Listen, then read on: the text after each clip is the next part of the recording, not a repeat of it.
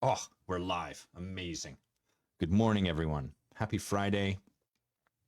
Let's start this off with a sip of a hot beverage right here. I'm going to go for some coffee. I made the horrible mistake this morning of stopping at a gas station on my way back from the gym and getting coffee there. And I would like to tell you that I've learned my lesson, but I can also tell you I haven't. What happened is I drank bad coffee, and then in the future I will probably do that again. But right now it's good coffee time. Mm, that's good crema. Look at that. That's some crema. I hope everyone's had a really good week. We've got a guest today, and I'm delighted that our guest is here. Last week, as you remember, we had a guest schedule, but they canceled last minute. And whilst I love talking, surely that's not a surprise for anyone that listens to the podcast. And I like speaking extemporaneously, meaning coming up with whatever's there in the moment. It's always nice to have a voice other than mine on the podcast as well. So we've got Hanna Bauer, who's here with us. She's going to join in a little bit. But as always, I'm going to start us off by taking a look to see what's been alive for me this week, what's been present for me, and what are the distinctions that are alive.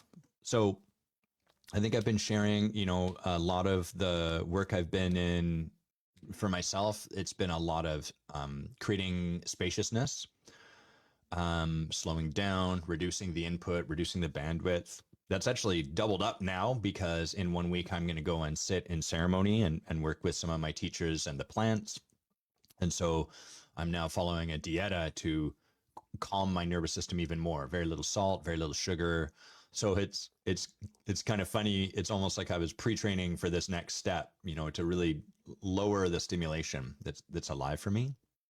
And what's cool is that there's a few things that are cool. One is that because there's less coming in, there's less for my mind to process. And because there's less for my mind to process, my mind is, I notice, generating more. So there's just more, I feel much more creative, much more kind of alive and game to move things forward. And I was sharing with someone, I was feeling ontologically and energetically fat, in the sense that, just like oversated or perhaps oversaturated with stuff. And I didn't have a moment where I was just like, Adam, you feel this way and therefore you should. I didn't have something like that. It more occurred at the start of around September. I just had this kind of sense that it would probably really serve me. Who's this guy outside my window? Some random. It would probably really serve me to lower the bandwidth that's coming in, to step into a little bit more spaciousness and quiet. And so that's just been the practice. Fortunately, the world's absolutely ludicrous these days. And so if you need stimulation, there is plenty there. Plenty there. Hey, Sean, good to see you there. Uh, Sean Michael just saying, finally able to catch you live. So excited for your chat with Hanna Bauer, who I had the opportunity to speak with on my podcast. Oh, amazing. Sean, if you could put a link there, because I'm sure people will want to chat to explore further, that'd be awesome if you're able to do that. And great to have you with us. Um, so yeah, spaciousness, slowing down. There's been a couple of programs that I've been in that I'm going to share about. The first is I just finished, as part of the certification I hold, the Master Coach certification, which is a high watermark in the coaching profession, sort of. I'm going to elaborate on that. It's a high watermark in the sense there's probably about 2,200, so 2,200 people in the world that have that certification. So that can mean a couple of things, right? It can mean it's exclusive or hard to get into. It can also mean no one cares. It can mean that it's irrelevant. It can mean that it's very niche. If I create a title for myself that's like chief water drinking officer in control of the whatever, then I can tell the world, hey, there's this very exclusive role that I have. There's only one person with this. So, but there's some legitimacy to it. The reason it's not necessarily such a big deal is because as you get higher and higher into coaching, the real metric for potency is not something that can be measured through rules or guidelines. It's a function of who you are able to be in the world. How do you show up? And the best way I can describe this to you is that it's the experience you have listening to someone. It's the experience of like, whoa, there's something distinct about them. There's something alive. There's a depth that feels available. There's a fullness to the way they express themselves. And there's a kind of quality of really loving who they are, not from that bypassy place, where it's like, I love that I'm an asshole. Fuck you. I threw a beer can at your car and I love that. Not that kind of love, but genuine, like we can be loving and gracious with ourselves. So that becomes harder and harder to measure because it's experiential rather than quantitative. And so the MCC bar, you will meet many, many MCCs, or at least I have, that, they're good people and they've done the work to create that, to get that credential. But there's just a sort of performative, or kind of, it's maybe boring or just not that exciting, whatever it happens to be. And so that MCC credential is not really the be all and end all. I'm committed to holding that because it speaks to something. And I think it's important to stand for something in the coaching profession, which is quite frontiery, but nonetheless. And for anyone that's watching live, Shawn Michaels put the podcast he did with Hanna there. So thank you so much, Shawn. That's really great. And once we bring her on, I'm going to ask her which way I'm mispronouncing your name. Is it Hanna or Hannah? We'll find out. Stay tuned. Okay, so one of the things that I just finished was a course doing earning continuing coach units to maintain that credential. And I had this really interesting experience doing this course, which was, one, it was a lot of people, probably about 120 people. It was led by a man who was really kind, really delightful. I could feel his heart was really present, and obviously like committed to making a difference, committed to coaching, and so on and so forth. The challenge I had was that my experience going through the course was very shallow. It didn't feel like particularly deep work. It felt like, well, that's probably the best way I can describe it. And it's probably better for me not to try to qualify that too much, because that's what my fear wants me to do. My fear wants to qualify that because there's an arrogance in what I just said, or at least I am afraid I might occur as arrogant. And I know that I can be an arrogant dude sometimes. And so going through this course, I noticed there was like these competing parts of my survival mechanism alive. The one part was like, ugh, people are jazzed about this, but I think that this is actually pretty shallow work that we're doing. And the counteraction to that was this part of me that's like, dude, Adam, you're a cynic and you're going to poo-poo upon everything. And if you do that, you're not gonna really give yourself the opportunity to learn something new. And so then that part I sit in and I'm like, okay, there's something here for me. Let's work. And, to be honest and fair to myself, I'm really reliable to generate value for myself. I've been in this work long enough. I have worked with these parts of myself, and I'm clear that there's always an opportunity to create some value. And so I was committed to that. And at the same time, there was a part of me that was having a hard time being expressed, because in my mind, it was kind of wrong for me to hold that it was a bit shallow. At the end of this time, we'd do some sort of small exercise, and then we'd partner up with people. And the prompts were always sort of like, how is this going to change my life forever? Or like, what about this will radically alter and shift the landscape, and blah, blah, blah. And, those are good prompts because it creates a context where people are looking through the lens of, hey, it's possible to change your life forever from a single thing. Like what could that be? And I was showing up committed to like finding that opportunity. And on the last time I was sharing with Bay, I was like, I'm not going to do that. I'm just going to be honest with what's here for me. And, I shared sort of like, yeah, this doesn't feel life changing. It feels a bit shallow. And I can feel these two parts alive. I'm holding this tension of the truth that I'm in, the commitment to generate something, blah, blah, blah.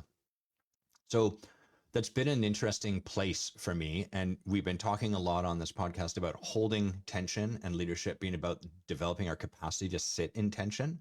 And the ways I collapse the tension that I'm describing right now is either, fuck it, there's nothing here, end the story, turn away, shut off, multitask, whatever, turn my brain off. Then I don't have to be with the discomfort. I've decided there's nothing here, end of. Or turn off the part of me that's like, this feels a little shallow. It feels like there might be something deeper, but it's not really getting touched. Just stay the course. And, so it's sort of like the person that in relationship, they always end the relationship prematurely and go to the next one and never kind of sit in that tension. And the other side is the person just staying in a relationship that they don't really want to be in, because that way maybe things will go different. And both of those are two poles of a dynamic that ultimately seeks to collapse the tension of what's actually going on. So that's the first thing that's been really alive for me. The second thing, I'm going to share this briefly so we can get Hannah on, is I'm in a program right now that's sort of like an academic, it's a bit of an academic program for coaches, and where the lens through what we're looking is, how do we learn to love the world as it is, in the state it is?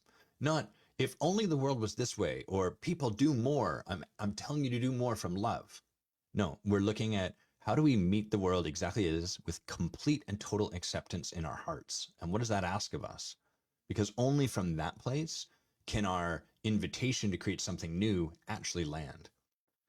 And so some of the concepts that have been kind of alive for me, I was watching some, as part of this program, I was watching some Greta Thunberg videos. This amazing young woman who's like real firecracker, talking about her, sharing righteous anger at our generation, my generation, etc., about what we're doing with the environment and the lack of urgency, the lack of, panic around it. And the one thing she really stuck with me was this idea, excuse me, that what's happening is CEOs and politicians purport to be making change whilst simultaneously performing it and saying they're doing something, while actually they're just doing creative accounting and blah, blah, blah, and things stay the same. And this is really understandably frustrating and really valid, and a valid criticism. But here's the thing. I have yet to meet a human being that does not do that internally. Literally every single person that ever comes through my doors that wants to create some kind of transformation in their life, this is the game the ego plays. And in all of these, initially, I would kind of like bat my clients upside the head, like, hey, come on, stupid. Like, get in at, what are you doing? Stop pretending. But what I've come to see is we can't see ourselves doing that. And the ego's job, its kind of highest and best job, is let us take action that seems like it's moving us towards that brand new frontier territory. Let us be under the impression we're taking action that is truly transformational, whilst fooling us and having us actually stay inside of what's safe. This happens a million different ways. And you, dear listener, dear viewer, and me, dear Adam, and everyone else, we are all doing this. So the simplest example would be, all right, I've got this project. It's about getting a new job. It's high time I got a new job. And I might ask you, great, by when will you have a new job? That is a confronting question, because it asks you to draw a line in the sand. And one of the ways people do this is they'll be like, well, I don't actually know, because I'm not sure what I want to do for my new job. And I don't actually know like where I want to work. And I don't actually know. Those are all things that will be filled in once you declare a date. But instead of that, what happens is people will spend a lot of time like researching and trying to figure that out. And what happens is no date's ever declared. And it turns out you can never do enough research if that's not really the issue. Another version of this is people will make a declaration and make a declaration. In 4 months' time, I'm going to tell you by when I will have a new job. That's just kicking the can down the road 4 months. And so we literally cannot see that. Yeah, Sean Michael, I love what you wrote here. We can't see our blind spots. That's why we call them blind spots. And the most infuriating thing is we can see your blind spots with utter clarity for the most part. We overlay with other people's blind spots, but like often this is why it's so infuriating when your friend is complaining about something. You're like, just do this. And they explain to you very rationally why they can't. And you're like, but your head explodes.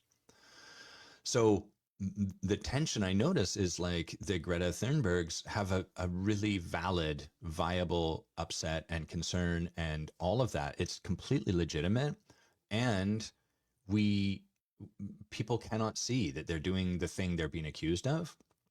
What flows from that is the idea that I've been sitting with. I'm going to start to wind down here, but the transformation can't be forced on people. We have to meet people where they are at the inflection point they're in rather than where we feel they should be.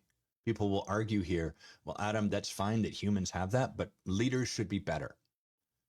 Okay, there's a truth to that. And I think from this, part of this is that leaders have a higher responsibility to engage with transformation. I think as leaders, we have a higher responsibility to engage with that kind of support. The trouble is, it's very easy for us to point to the politicians because then we don't have to look at ourselves. And if you're someone who is committed to something, who is leading something of potency in your life, and you're not working with a coach, well, that might be the place I would invite you to take a look. Because again, until we can really settle in to the excuses and the reasons that we give ourselves to let ourselves off the hook, it's hard to let that person off the hook and then see their humanity in it. So really fascinating lens, really challenging. And that statement of just, well, they should be better. Yeah, we all should. And yet we aren't. Here we are, and we're doing our best to work with where we are in the moment. Much more that I could say about this, but fortunately, our lovely guest did show up today. And so we don't have to just listen to Adam talk about this stuff. So, Hanna, I'm going to get you to turn your camera on. I'll get you to turn your mic on. I'm going to add you to the stage. Kerpow! You've been added to the stage. Your hair looks fantastic, by the way. Thank you. Thank you. Very, very lovely. Where are you? Okay, first, let's do most important things first. Please pronounce your name for me. Hanna. Okay, great. So I think I got it all except once and then caught myself. No, yeah. If you're speaking Spanish, you say Hanna. So you were there. So you were doing the Spanglish thing. You were doing, Hanna, Hanna. So it works. ¿Hablas español? Hablo muy bien español, gracias. Me no bien. I can speak a tiny little bit. The thing I've learned about language is if I want to learn a language, I have to be willing to feel stupid and awkward. Yes. Not necessarily be stupid and awkward, but feel that way. And then I have to know how to say, how do you say in that language? Como se dice, como se dice, como se dire. And as long as I've got that, then I can speak, I can put it together, which is quite thrilling.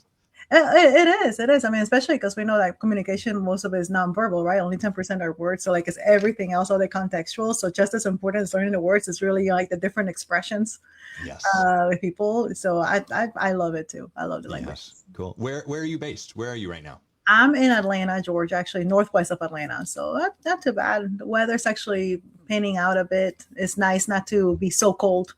So looking forward to spring. We have signs of spring. Yes. Yeah. Where I live, Victoria is probably the most temperate part of Canada. And we rarely, especially these days, we rarely get cold at all. We've sort of dipped below freezing. I saw a few snowflakes today. So when it's once in a while, it's kind of cool. You're like, oh, neat. This is great. I'm hardy. And then it stays for 2 days. And I'm like, I'm not hardy. I'm not equipped for this. I'm a fake Canadian. Yeah, no, not me. I like the southern, more hot. When I totally freaked out when I saw that Miami was about to get flurries or something a couple of weeks ago. I'm like, what? There's something going on. What wizardry is this? Yes. Okay, so let's start. Maybe share a little bit, Heartnomics. Can you share a little bit about maybe some of your philosophy, or just elaborate a little bit on that word so that we get some of that on the table to begin? Absolutely. Well, first of all, thank you for having me, and I really enjoyed the whole catching up. I'm feeling you. I'm right there with you. The whole slowing down and productivity. So I would love to go into that more, but it's my goodness. But Heartnomics actually came out of that, the whole slowing down, and sometimes on purpose, sometimes on not, because I had a heart disease as a kid that didn't allow me to really partake in a lot of things, and it wasn't by choice. And many times I had to be sitting down so that I could live, right? So for me, Heartnomics, when as I went through my entrepreneur journey and leadership, really became the importance of the relationships, the economy of the heart. I learned the hard way about putting systems and processes first, thinking that was the right thing to do. That's, that's what you do in business. That's what, you lead by process. You have, make sure that, in leadership, you have all the answers. You have infrastructure, you have all these, like you said, like a lot of titles behind it. And really, what do they mean? Who cares? You can have all the certifications, but they don't matter if you, first of all, you don't even know why you got them for. People don't understand what makes it different about that, but really, does it serve you and your purpose? Does it serve the people? So, and that's really where the heart came in, is when I started really diving into the purpose and aligning my purpose in understanding that, hey, if this is important for me, this is important for my people. So can I interject to ask a question? Yeah, sure. So you said you learned the hard way about putting systems, etc., into place, kind of overriding, maybe your intuition or whatever. How did that unfold? How did you do that? What did that look like? Started leaving me. Say that again? People started leaving me. And then I heard that from my mentor, John Maxwell, people don't live organizations, people leave people. And then I'm like, oh my goodness, yes. Because I was all heart, right? I mean, I very passionate, very idealistic, I guess, in a sense. I was young, wanting to get out there, experience the world. And I started receiving the messages. That's not the way we do it. You need the structure, you need the process, you need the system, which very much so. If you don't have that, you have chaos. So then help me understand. So like, can make it real for us. So like, what's an example of a system you were kind of using that was overriding that people were then, I guess, rejecting or turning away from? Well, I wasn't at the beginning of my journey as an entrepreneur. I wasn't all about finances because I just didn't understand it. I didn't understand business acumen. So I was about, hey, let's make this a lovely place for the work, to be happening, for people to be engaged and all that. But I wasn't looking at the other side. And if a business is not making money, well, you don't have oxygen, right? And then I didn't really know how are we making the money. So I had to be able to understand what the financial aspect came with running a business.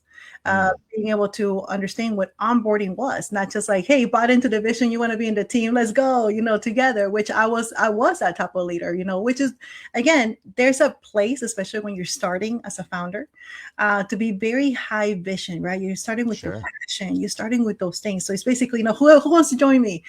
So that was basically it. But there's this whole other part. Like I said, the financial aspect, understand how to read ledgers, understanding how, you make money, what a P&L is, with the financial stuff, what people ask, to see if you're viable, even, the viability of a business.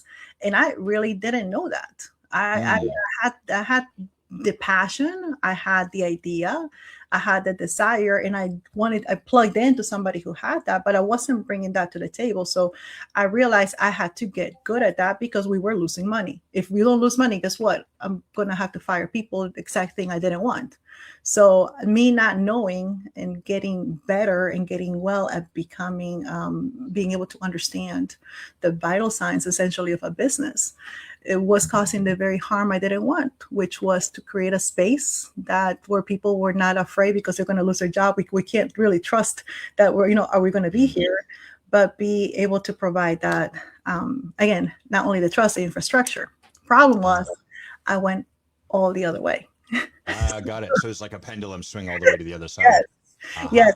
Everything systems, everything process, everything. Hey, if it's not, which is, again, it has its place because we were in chaos. Sure. Yeah. I had to go into structure, but I didn't spend the time when change management you cannot just do it without people feeling somewhat, who likes change, honestly, I mean, like, we don't really like change, especially when it's imposed on us. So without that trust in place, anytime you come and change, it can either come as a judgment that what you were doing was wrong all the time, or really, what are we doing? Because they weren't part of the conversation. So